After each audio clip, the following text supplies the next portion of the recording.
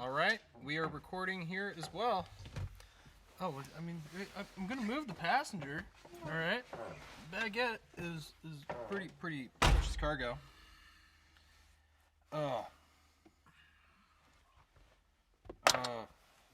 was that? What the fuck? What was what? I don't know. I heard a clank. I knew shit. Oh, there's a battery. Oh, it's a battery. Battery. Oh, that makes sense. We're good. Crisis averted. Well, crisis averted. Boom! Episode 3. Episode 3 in the Hizao. Oh my lord.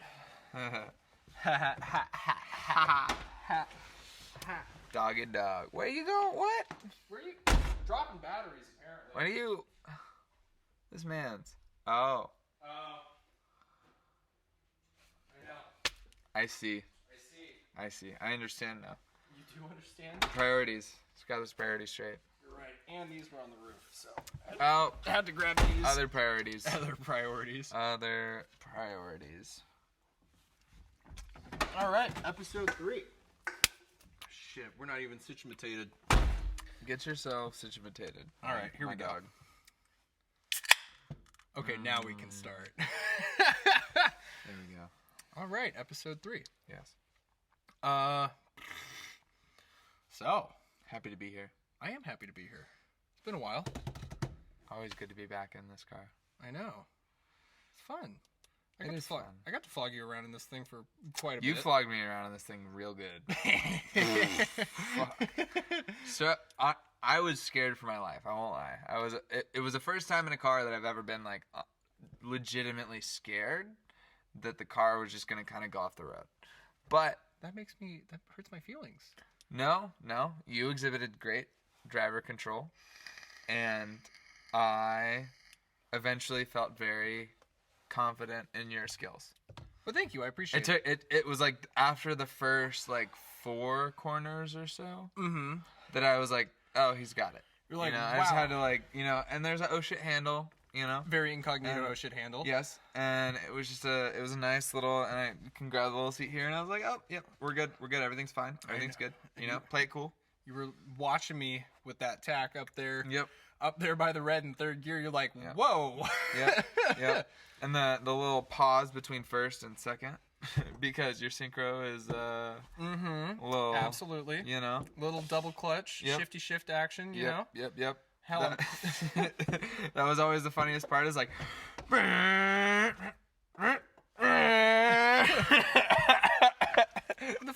The ratios in this thing are horrible too. So I get across the intersection, fucking, what?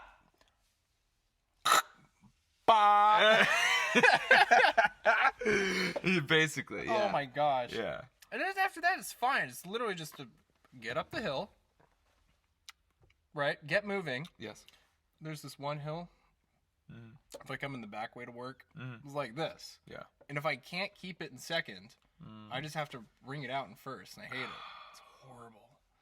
You get some person who looks at a yield sign and says, I gotta stop, don't I? Oh. Not fun. Oh, no, that's not fun. Because then I gotta go really wrap it out just to right into second. Otherwise, I'm not getting up the hill. Top speed 9 miles an hour, 100%. I put the extra short diff in there. What was I supposed to do? Fair enough. I mean, that's valid. But man, that sounds stressful. I won't lie. It was stressful, but it's okay. Trade-offs. I've learned. I've adapted. You have to. With these, you have to. Absolutely. If you can't adapt, you should not own one. And also be ready for change. Oh, be ready for a lot of change, for sure. A lot of change. That's been something I've had to get more and more comfortable with, for sure. It's weird. You hit the sometimes it's really cold out and you gotta sit there and like take a couple sips off your coffee in a car with no cup holders, Not there yet. Not there yet. I haven't had that car long enough for that. That one thankfully has heaters, but fucking ass heaters and a hand air conditioning on the steering wheel. No, actually none of that. No, it's not. It ain't that fancy. Ugh. Actually, I will say I think the heater on the 944 is better than the heater on the Mustang. Because, yes, my theory is Germans had to design a heater that was going to keep you alive. So they over-engineered the heater, Yes. but not the AC.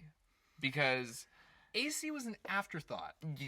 that is what I'm learning. But heat was necessary. Heat was necessary. Yes. So they made sure the heater was real good.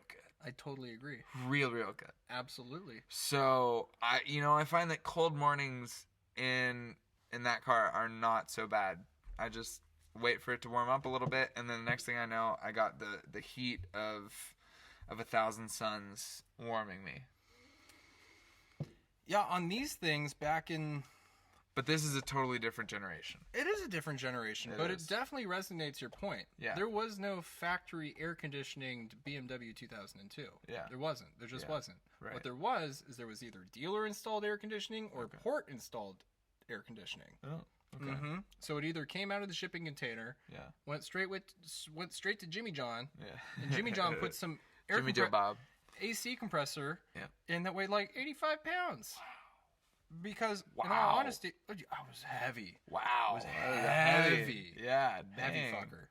Scratched the paint while they were doing it. Like, there's just signs of, like, Whatever, man. Put it in there. Subpar installation techniques. Yeah. But if anybody at the Munich design team had gone to Arizona during the summer, they'd be like, "Oh wow, this is a this is a problem." Yeah. Yeah. It didn't matter that the AC compressor sucked up 25 horse of any power. Oh no, it was bad. It didn't even work. It didn't work that good. Used a lot of horsepower, but it was something. It was something. Better than nothing, honestly. Hell, I think the 70s, they still had the water tanks on the side of the road. You drive around with a burlap bag in your trunk. I have one upstairs, actually. And you would dip it in the water tanks on the side of the road. Yeah. And you would put it over your grill to keep your car cold when it's really hot out. Yeah. Mm-hmm. That's, Yep.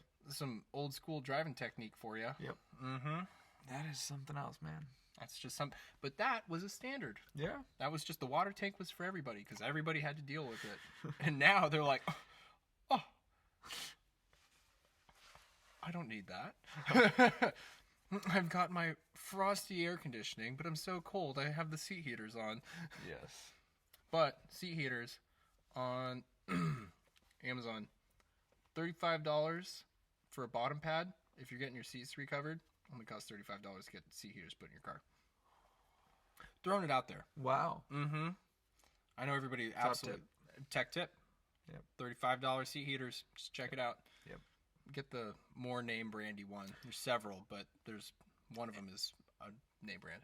Yeah. Amazon can be murky water sometimes, but just look at the reviews. One of those won't ship until after Christmas. You're like, how late until after Christmas? And you're like, February 13th? And then you look at the next one down that's another $5 cheaper and says it's going to ship on February 29th. You're like, nuh-uh. Miss me with that. It's 4 years from now.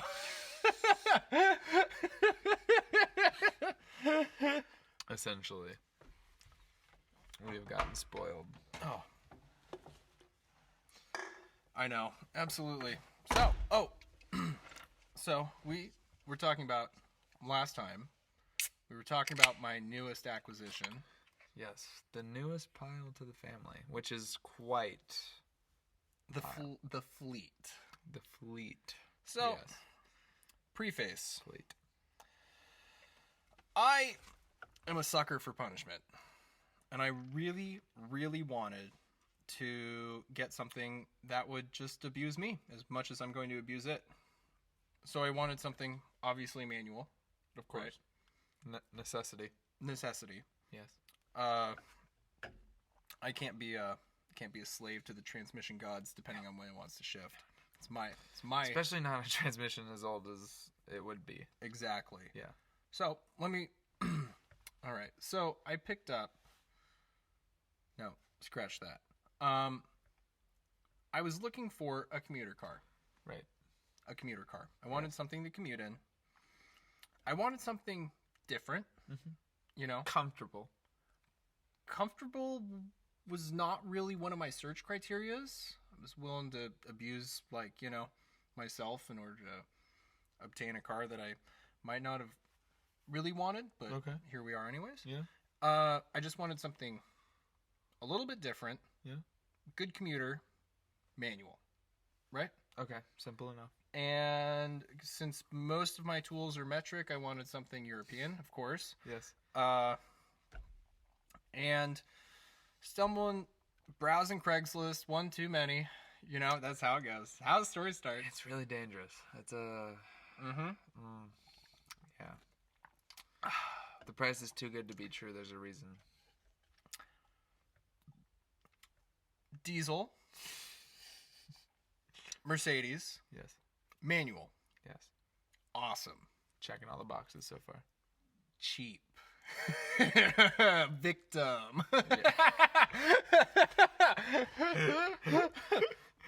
Oh man. Yes. So, anyways, what did I stumble upon? It was a $1,500, 1983 Mercedes 240 diesel 4-speed manual. Yes. Oh man, it'd been sitting in this Quite guy's a beauty. It'd been sitting in this guy's backyard for a long time.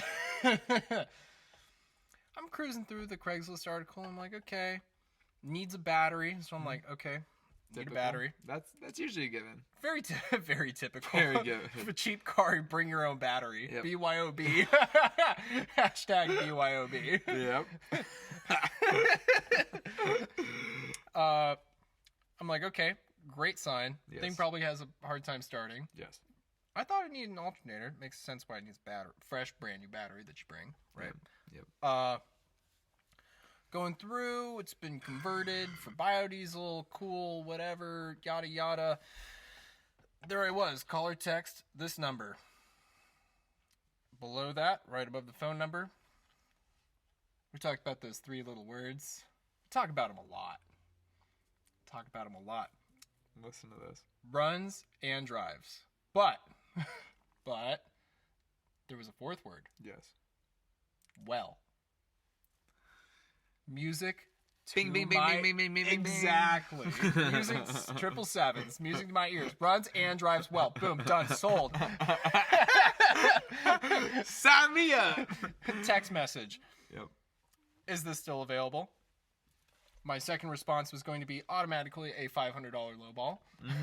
Because, I don't know. What do you have to lose? That's it. You know, worst they can do is say no. Anyways, so they basically rejected my $1,000 offer for the $1,500 ad and said it's on eBay. Go ahead and bid for it. You're welcome to come test drive it. I was doing sight unseen. All I needed was those 4 magic little words. So Friday rolls around and it's getting really close on the auction. Really close. 24 hours. We had been up to a staggering, mind-numbing $280. Auction closes at about 3 o'clock Saturday. And you mentioned it to me that morning. And I was like, good luck, you know? Good luck. And that was the last, I just heard, you know, auction closes today on the car. We'll see what happens. And I was like, oh, well. Honestly, didn't think you were going to get it. I didn't think so either. I said I needed to nut up and stop talking about buying another car and just buy another goddamn car. There I am, Saturday, basically wasting my whole time staring at eBay. Never had bought a car on eBay Motors before. Never. Yeah. It was actually really, really smooth. It was local to me, so I was going to go, you know, I was pretty sure that I was going to go drive over after the auction ended. Yeah. Stab a battery in it, drive it, start it, drive it away. Yeah. Right? God. Boom, boom, boom. Too much. This, that. All right. I'll pick it up tomorrow. 10:30. Boom, done. All right.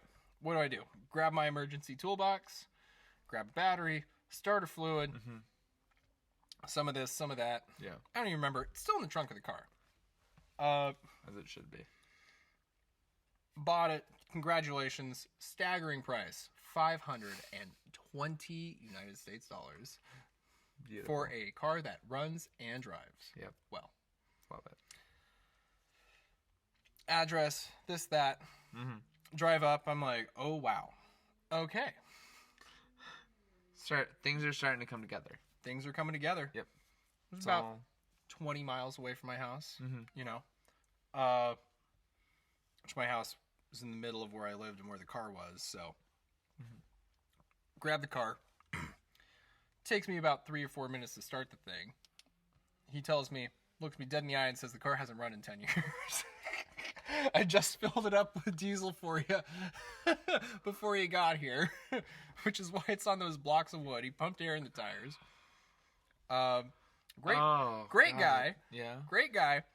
Managed to start the thing. None of the gauges work, which terrifies me. That killed my last diesel. Was another sight unseen car that I had bought. Oh, Oh God. no. Oh, no. Oh, no. You can see where all the red flags are starting to go for me. Yeah. And I'm like, okay, I really got to get used to this car, Yeah. right? And if nobody's ever told you about a Mercedes 240 diesel, Mm-hmm. I will be the first to tell you the thing is slower than you think. Yes. If you've ever been on a bicycle downhill, that accelerates faster than my car on flat ground. Wow. Exactly. Wow. That Uh, is sad. fun. Can you imagine being the reason for the dictator for holding up traffic? It's great. We'll get there. We'll get there. One more minute of your time. That's fair. Yeah. I see the joy in that. And I'm going to drive around the neighborhood, Yeah. and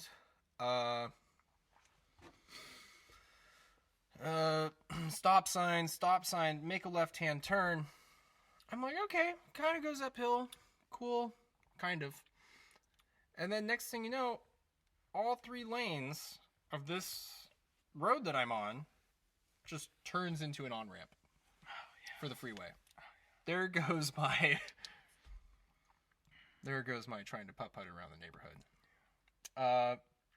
Merge on the freeway, row through gears, whole car is shaking, tires got flat spots like nobody's business. I can feel the drive shaft tapping the top of the trans tunnel. Oh, God. And on the freeway, 4th gear. Once I just kind of lived with the vibrations, the good vibrations. Yeah, it was good vibrations for sure. Once I just kind of settled and lived with it, I was cruising 4th gear, and my buddy who had picked me up or drove me there took a nice little rolling shot of me. Saw him. I'm like, oh shit, I forgot to look behind me. And after we reconvened, I was like, dude, I know I was going slow, but I felt like I was just really doing it. He's like, how fast do you think you were going? Foot on floor, 4th gear. How fast do you think I was going?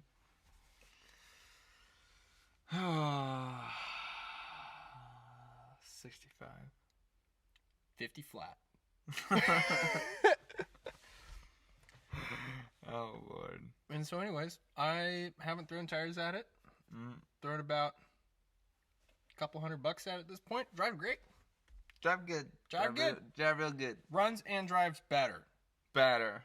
That's key. There we go. That's all you can ask for. That is. So, I guess the question that I have is, would you say you were a victim of opportunity there? Oh, Or- God, yes. Or, okay. Oh, God, yes. Because there's two sides of it. There's those that like just see a good deal and go for it, and then there's those that are like, waiting for a certain car. Yeah, I was... I'd been in the market to pick up something new. Yes. I have been. Yes. And I had the itch. The itch just got me. Yeah. I had to do it. Yeah. Had to. Couldn't say no. Mm-hmm. And so anyways, but do you feel like you are more of a victim of opportunity, or would you? I mean, I know that last particular purchase wasn't. You hunted it. Yeah, I did hunt it. You hunt it, but are you hunting another one?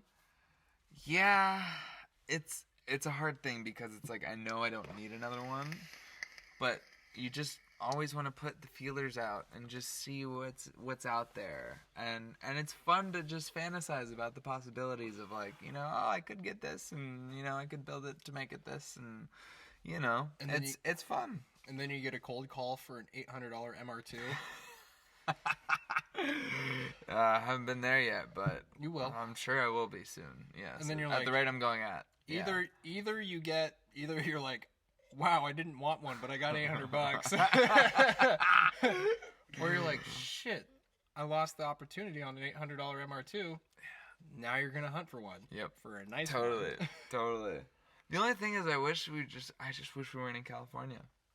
Honestly, gosh. you know, if we just weren't in a place where smog was a thing. Well, I mean, you know, I'm all for it. We talked about this the first episode. Yeah. You know, Yeah. we like emission standards. We like Yes. our electric cars coming about. Definitely. But the It's a good restrictions thing. are a little bit high. Yes. That is because it's impeding some of the stuff you want to do to your car. Yes. Right. Yes.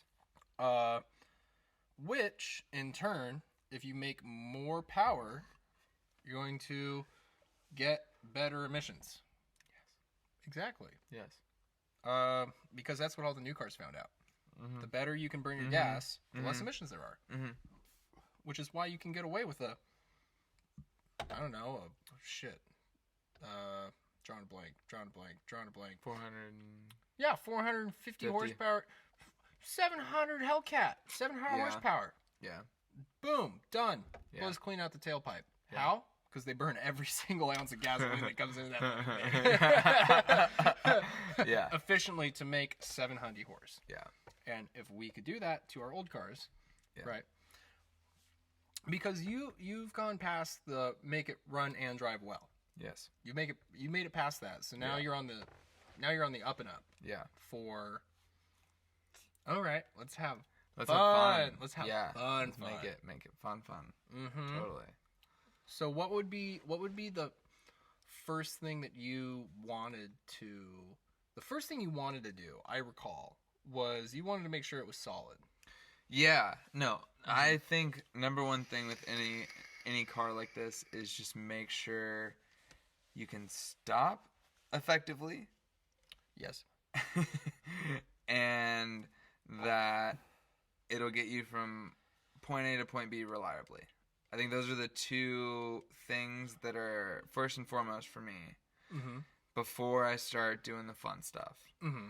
Because what's the point in in my mind, what's the point in blowing all my money on the fun shit if I can't rely on it to get me anywhere and enjoy the fun shit? That Wish.com turbo is $80. Oh man. Oh man. No. I see all those Wish.com ads. I'm like, you ain't fooling me. That's some shit. Raceland. Ooh, fuck. That's some Oh, some no. janky shit. Whoa, man! But they're fully adjustable coilovers. Oh, They were oh only $300 yeah. bucks. Oh yeah. Only $300. Yeah, that MoMA steering wheel too that you can just fucking break like if you. What the- Yeah. It's actually an OWO. The logo's just upside down. Accurate though, accurate. Honestly. OWO. Oh whoa. Yeah, it probably is a fucking oh whoa. Oh, You my- just didn't read it right when you ordered it. Didn't read it right. Those late night kind of those late night purchases, kind of moderately fueled by Substance. low percentage alcohol. Yes. Yeah. Yes. I hate when that happens. You know. Yeah. It Mhm. does. It does every once in a while. I mean, hopefully you Mhm. do it tastefully. Oh, of course. But so what did you want to do to your car? What do you want to do to your car? So it's a hard one because the 944 has always been like the black sheep of the Porsche family, and it's really frustrating because there's not much that you can do to a 944 by the books, Mhm. right? Like Yes. if you look it up, everyone's like, "Oh, you can't get that much power out of them," you know, blah blah blah blah blah. Mm-hmm. And I think the problem with most of these older cars is a lot of people approach it from like the older mindset of Yes. you can't add power, just add lightness. Like that's all you can really do for cars like these, Mhm. right? Fiberglass this, fiberglass that. Yeah, like Yeah. there's just you can't really mess with the motor. Like it's just it is how it is. That's how it is. You know, Yeah. you just gotta tweak things elsewhere. And like that is a bit frustrating for me because I feel like technology's come a long way. Yeah. And there's definitely better ways to go about things. It's definitely a mildly dated mindset on some It of the is. things. Yeah. It is. And it's unfortunate because a lot of the people that do work on these older cars are in that mindset. So it's like, you know, sometimes you find these race shops that you feel like are going to be on the cutting edge of technology with stuff. Yeah. But it's like, all right, we're just going to take out lightness here, lightness there, lightness there. And it's like, oh, what about the engine? And Bigger it's like, brakes and yeah, all the other stuff. But it's like, you know, You're for me at least, like, I was looking for power and things Yeah. like that. Like, I wanted to build up the engine and stuff more like that. power. I want more power, baby. And that was a bit of a frustrating thing, and so I started digging deeper and deeper and deeper, and so I found standalone ECU systems. Yeah, of course. And that, I think, is my solution and the answer to my problems, because there's, you know, going to be a limitation to 30-plus-year-old technology at this point. And the engineers at the time had... They did the best with what they could. They had millions of dollars Yes. for R&D. Yes. And all that had to happen was some guy made a walkie-talkie with a screen and pretty much threw everything that those engineers knew what those engineers knew. Yes. You know? And yeah, you can just really put the date stamp on all that good stuff. You know? Yeah. And the technology, the parameters, it works faster, it knows more faster, all that good jazz. Yeah. You know? And so, you know, I found someone in Estonia Oh, Lord. that makes a standalone ECU system that's like probably the best that I can find for my car. Mm-hmm. And that's probably the best upgrade that I can do in terms of power, because it covers my airflow management system. Yeah. I no longer have to do a MAF conversion, which on my car costs $2,000 Ugh. because no one has decided to do it. That's just, I mean, there's no market support. there's no Nobody market wants support. Nobody wants to I mean, do it. yeah, totally. And that's like one of the things you're gonna run into with things like this. And so you just have to think of like, what is gonna give me the most bang for the buck? And a standalone course. system already covers the airflow management system. You know, there's a solution for that. So it's like, why am I gonna spend $2,000 when I can spend less and basically cover that problem and also fix an overall problem of just outdated technology? Oh yeah. You know. Yeah. Totally. Multiple birds, one stone. Yeah. You know. And the thing is, if you go to someone that is an expert in these cars, they'll most likely tell you not to do it, because it's not. They're really good at the original system, and they figured it out. Yes. And it's hard to recommend to somebody Yes. a system that you don't know about. Yes. It is. Totally. Yeah. It is. Well, shit. And you know, yeah. Is that because you want to keep it like pretty much like in like the OEM plus, or like you just want to make it like yeah. No, I mean, I don't want to necessarily make the car crazy, like outlandish or anything like that. I think Porsche already developed such a great platform, and I think there's just a way to modernize that. Yes. And make it better, because there's better technology now. Yeah. You know, and it's as simple as that. It's like, you know, we've come 30 years since then. Mm-hmm. If I can put a little bit of like that new technology into an old platform, Yeah. I love the thought of that. It's just definitely been due for some firmware updates. Like Totally. 100%. No, completely. And like that's where I'm at, is like, how can I make it, the same but better? Mm-hmm. Yeah. No. Absolutely. Yeah. I totally feel on that, because it's gonna take a lot of like modernization. Yeah. You know, on these old cars to really make the it's gonna take just the modernization in order to keep the old car sustainable, Alive. and instead of the dated mindset of keeping the old cars perfect. Yeah. As they left the factory. Yeah. Which is the only way that they can really make it a legal thing. Yeah. You know? You're like, oh, it's pretty much exactly as it left the factory. Yeah. But they were only so good then. Yeah. You're telling me a car from 1976 can't be improved? Yeah. California, I'm staring at you. Yeah. I feel like that the data mindset really. Well, I feel like it's not helping anybody. You know. It's not. It's really frustrating because like I feel like there's a lot of potential with newer technology and these older cars, and there's like Because it's all evolved. It's all changed. yeah, You know. definitely. And there's just a way to make them better. Mm-hmm. And I can understand the hesitancy because it's like it's been done one way for so long that it's been like fine, you know. They've made it this far, they've done good, you know, kind of thing. But there's so much more to unlock from them, and I think like the apprehensiveness. There is the apprehensiveness. There's the average. There was a standard set for the average commuter, right? Buying one of those, it had to be reliable and streetable, and it had to be anything from a grocery getter to a track monster, right? Totally. And they did a great hybrid blend. Yeah. Not many people grabbing groceries in 944 anymore. No. Most people just want to just wrap the thing out and just mat it. Yeah. It's a fun car. Don't lift. Yeah.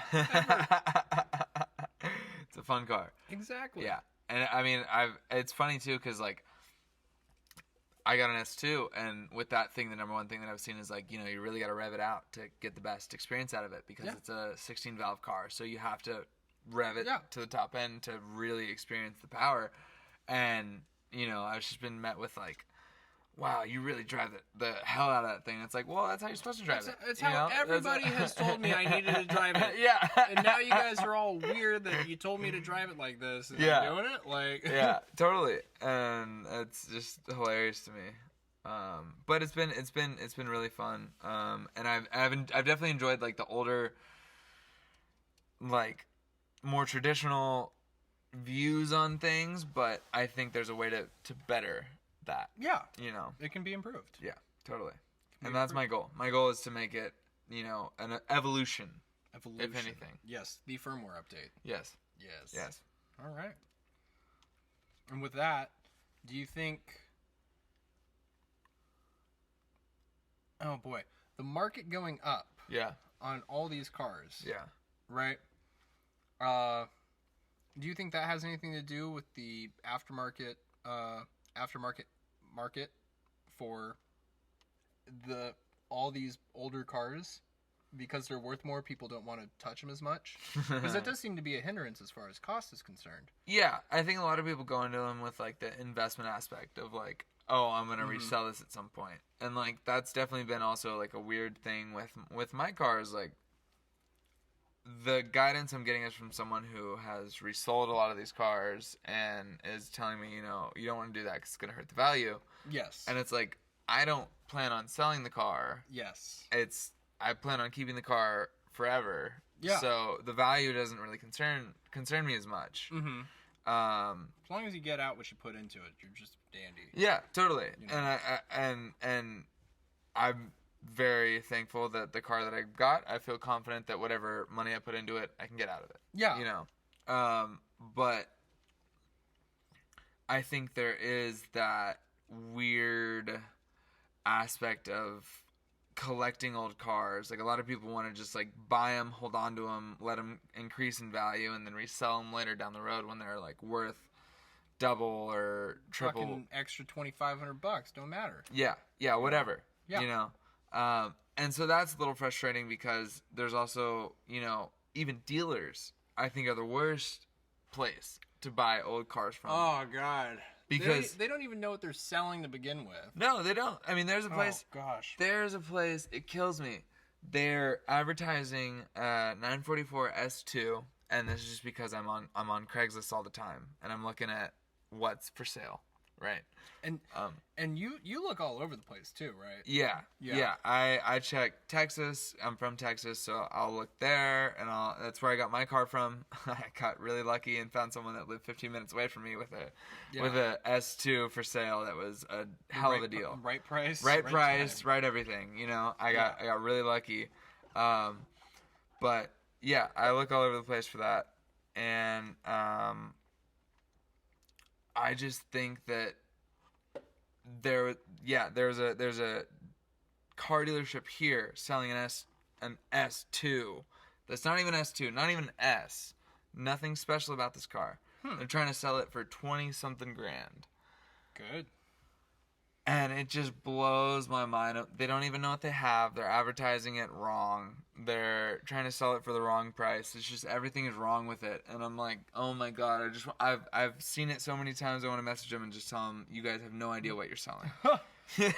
You know, you have no idea. Wonder why they're getting no bites. Yeah, no kidding. I mean, and it's crazy too. Like I see some like low mileage cars trying to sell for like 35 grand. Yeah, and it just blows my mind. And I understand you're trying to capitalize on like Porsche because Porsches always like go up in value no matter what. That's just like just part for the course for the brand. So, you know, I mildly agree. Yeah. But there's this mindset Yeah. between most of the people who have the cars. Yeah. And there's the mindset of the people who currently own the cars, Yeah. right? And who are selling them, Yeah. right? And Yeah. they're asking, why aren't these damn kids interested in cars anymore? Because when they were growing up, you know, they had a neighbor who had some 68 Camaro Yeah. in their backyard, Yeah. sold them to them for $1,000. Right. And they did nothing but put fucking 150,000 miles onto it, changed the oil, parked it in their backyard, and they're like, it's worth 25 grand. Yeah. And you're like, how? The guy hooked you up by selling you the car for a G because grand. he's all like, Yeah. get into it. This is fun. And Yeah. then like, he's all, what? Yeah. What? Yeah. How are you going to look somebody dead in the eye and said, I literally bought this thing for $1,000, but it's 25 due to inflation. You should be into it. You should pay me 25. You're like, no, but it's a fucking $1,500 car, $2,500 car. Yeah. There's more holes in that car than the cheese wheel I just got. Like, what the fuck are you talking about? Yeah. Tires are older than you. Yeah. No, seriously. I mean, and that is like the scariest part about these cars, for me at least, was like I felt almost a pressure to get one when I could because the price is just going up and up on all of them. I know. Yeah. To like an unattainable amount, and it's just like I don't want to risk missing the opportunity. I know. You know? You know, and it's oh gosh, I totally agree. And I don't regret it whatsoever, but it's like crappy that I felt a pressure to like get into it while I could, and you know, like the deal's gonna fly by. Yeah, you're like, is yeah. this the last one that's gonna be at this price? You Yeah, know, like, honestly, because especially because the car that I found, like you know, you look anywhere else and people are trying to sell it for like 10, triple, 15, 20, triple what 30. I bought it for. Yeah, Apparently totally. 27 is the going price for an S2 that's not an S2. Yeah. Apparently, apparently. After years of market research. Yeah, I mean, it's insane, man, and it sucks because like my buddy and I have watched so many cars that we have dreamt about for so long and have like you know started to become somewhat attainable to us. Like we've just watched them over the years just become further and further away from being attainable, and it's so sad, but that's the reality of it. You know, people are buying them more frequently. A lot of people are starting to get more into project cars. So you know, a lot of people stuck at home with too Yeah. much time on their hands, and they're over walking their dog every day. So that's they want to buy a. part of the reason I got mine. I won't lie. Oh my gosh. You know, Yeah. I mean, it was just one of those things where I was like, I want something else to do. Mm-hmm. You know, and why not? It's a perfect time to get into a project car because all I got is time on my hands. Yeah. Yeah, no, I mean, 100%. It is probably the best time to get into a project car. Yeah. Because market's either going to crash horrendously for Yeah. old cars. Yeah. Not likely, but possible. Yeah. Or it's going to skyrocket and you can't lose money. Yeah. Pretty much. Either or. Honestly. 50-50. Hey, regardless, you're gonna probably have fun. Oh, but the fun is the most important part. Definitely. Mm-hmm. Definitely. I mean, at the very least, you know, if you're gonna get into it, just buy a car that you're happy with. Don't buy a car that you're like, this could give me money one day. Buy a car that you just like are stoked about and you're happy to drive every day, and that makes it so much more fun. Or every couple days or something like that. Oh yeah, If it's not yes. if you're going out That's and fair. hunting for a car, you want it to be the car that you turn around, take a good look at it after you park it. Yeah. That's it. Yeah. That's it. That's all you want to do. pretty I much. want to be proud of the car. Yeah. And I want to like, eyes of lust on my car. Totally. That's it. Totally. Lustful car eyes. Totally. Mm-hmm. Completely. Some little Miata pop-ups. Pop-ups are great. I'm like, oh, don't get me started on the pop-ups. Oh man. Oh, yeah. But yeah, I mean, I think that's a big reason why it's getting so hard to find good prices, because everyone's either trying to sell one and make the most money they can because it's just times are hard right now, or There's a lot of people buying too. there's a lot of people buying them too. Yeah, and so the good prices are going like that. The supply is low and the demand is high. Yeah. Right. Yeah. But also the demand for selling price is high for some god awful reason. Who knows? Yeah. All right. And I think on that depressing note, Yes. we'll have to leave you guys. Yeah. They're out there, but you Mhm. just got to be diligent. You got to be diligent. You got to hunt. Yeah. Find somebody. Get into a club. Yeah. Go. Honestly, get into a club, get into a community. The If you community. can, that's the best thing you can do You go- to find a good car. Yeah, you go in there cold calling over anything, not knowing what you're talking about. That's how you're gonna pay the premium for the Yeah, yeah. stinkiest leaky Worst, yes, pile. Mm-hmm. definitely. HOA fines from leaking oil on the driveway that you paid for. I don't know, man. Yeah, Yeah. yeah. All right. Well, don't forget to follow us. Yes, leave us your crazy stories. We want to hear all of them. Please. We love hearing them. We love weird fucking car stories. My favorite. Yeah. It gets us up in the morning. Anyways, Pile.drivers.